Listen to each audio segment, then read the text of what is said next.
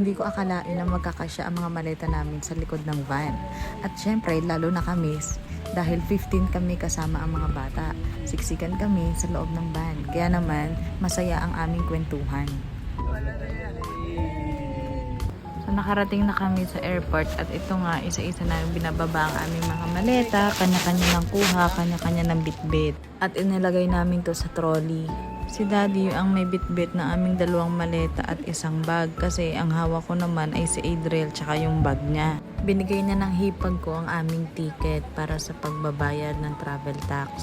Yung travel tax naming tatlo ay umabot halos ng kulang-kulang 5,000. Pagkatapos namin magbayad ay kumain naman kami dito sa Jollibee ng dinner bago pumunta sa immigration. Ang magpinsan, dito pa dayo ng pagtatago-taguan Kasaswerte talaga ng mga bata ngayon. Bata pa'y nakakapag-travel abroad na. Garne pala ang itsura ng daddy kapag mag-iibang bansa. Ay, naku, bagay man pero ayaw ko. So, kinarga ko muna ang aking pamangkin at alam kong pagod na rin ang aking hipag at aking bilas. Paano ka makakaitlip na rin? Dumulas na ng dumulas ako sa aking inuupuan. Kaya ako'y napapatawa na lamang. Mabuti itong sa Adriel. Panglibang ko din daldal ng daldal sa akin kung ano-anong sinasabi at tiyak siya'y inip na rin. Pagdating na ang daddy at siya'y bumili ng tubig namin at kaming tatlo ay sadyang uhawin ay hindi pwedeng walang tubig. Tuwang-tuwa naman kami at kami pasakay na ng eroplano ay priority, may bata Akala ko sa FB ko lang nakikita, abay nakaranas din naman ng pagmamarcha. Marcha naman, God will always provide.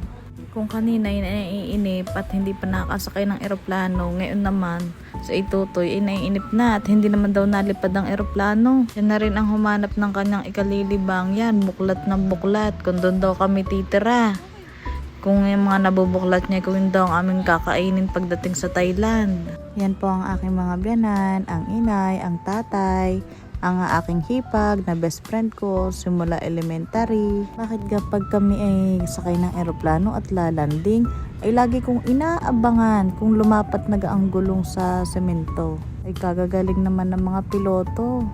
Smooth na smooth ang paglanding namin So habang pababa pa lang ang eroplano namin, napansin ko ang laki pala ng airport ng Thailand. Ay, itong pagsama namin sa Thailand ay pinagdesisyonan naming maigi.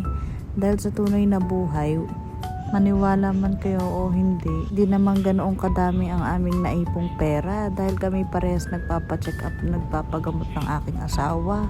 Iniisip na lang namin ang pera kikitain, pero yung mga gantong pagkakataon na magkakasama ay mahirap na ulit maulit Ang pagpunta namin sa Thailand ay DIY lamang. So kung gusto nyo magpabook ng ticket sa aeroplano, hotel at mga pupunta nyo sa ibang bansa, ilalagay ko na lang sa comment section ang Facebook ng aking hipag at ng aking bilas. Kung sa itinerary na aming pupuntahan dito sa Thailand, ay meron pa akong isang bagay na gustong mangyari at ito na ang makita ko ang aking pinsan dito sa Thailand.